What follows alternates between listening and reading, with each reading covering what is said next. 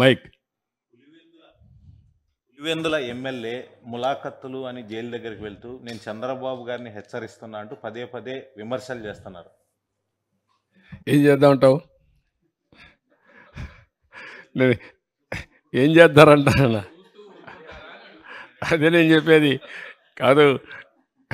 ఇట్లే మాట్లాడుతూ ఉంటారు. ఇప్పుడు ఇంకోటి కూడా గుర్తుపెట్టుకోవాలి.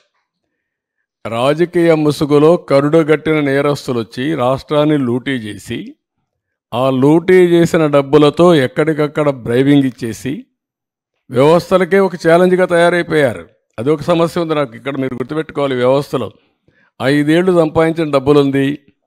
ఏ వ్యవస్థనైనా కొనే శక్తి ఉంది. ఆ వ్యవస్థను కొనే పరిస్థితికి వస్తారు. అందుకే మార్నింగ్ కూడా బ్యాంకర్స్ అని చెప్పాను, 200-500 రూపాయలు రద్దు చేయండి, క్యాష్లెస్ విలేజెస్ ఉండేట్టుగా ఎక్కడ చూసినా డిజిటల్ కరెన్సీ ప్రమోట్ చేయండి మీరు అని చెప్పాం. అవన్నీ ఏంటి మనం చెప్పేట్టు లాంగ్ టర్మ్లో ఒక వాల్యూ బేస్డ్ ఇవన్నీ. కానీ ఇప్పుడు ఎట్లా ఫేస్ చేయాలి? ఇవన్నీ ఉంటాయి. ఎవరు ఎన్ని అరిచినా ఎన్ని బెదిరింపులు చేసినా ఐఎమ్ వెరీ క్లియర్, ఎవ్వరు కూడా నేరస్తులు తప్పించుకోలేరు, అవినీతి పరులు తప్పించుకోలేరు. ఎక్కడ విక్టిమైజేషన్ ఉండదు ఈ గవర్నమెంట్లో.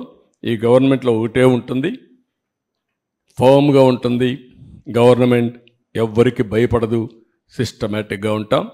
ఎవరు తప్పు చేసినా, ఎవరు రాజకీయ ముసుగులో బెదిరించాలన్నా ఆ బెదిరింపులకు ప్రభుత్వం భయపడదు. సార్, ముఖ్యంగా కరెంటు బిల్లులు చూపించి సంక్షేమ పథకాల్లో కూడా కోత విధించారు గడిచిన 5 ఏళ్ల కాలంలో. అంటే 500 రూపాయల కంటే బిల్లు ఎక్కువ వస్తే అర్హుడు కూడా ఆ లబ్ధి చేకూరిన పరిస్థితి ఉంది.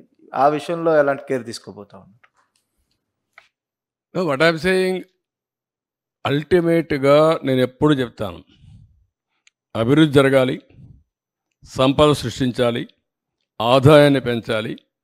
పెంచిన ఆదాయం మళ్ళా అభివృద్ధికి సంక్షేమానికి రెండుకి ఖర్చు పెట్టి సస్టైనబిలిటీ తీసుకురావాలి. ఇప్పుడు అన్నీ ఇంబ్యాలెన్స్ అయిపోయినాయి. ఇంబ్యాలెన్స్ అయిపోయిన దాన్ని బ్యాలెన్స్ ఎట్ట చేయాలి, ప్రజలు ఎట్ట అర్థం చేసుకోవాలి. మొన్న మేము హామీ ఇచ్చాం. హామీ ప్రకారం ఇమీడియట్గా ఏం చేసాం, 3,000 రూపాయలు పెంచాం, 4,000 రూపాయలు పెంచాం. 3,000 రూపాయల నుంచి దివ్యాంగులకు 6,000 పెంచాం. కొంతమంది ఇంట్లో నుంచి లేని వాళ్ళకి 15,000 పెంచాం. బెడ్ నుంచి రాలేని వాళ్ళకి 15,000 పెంచాం.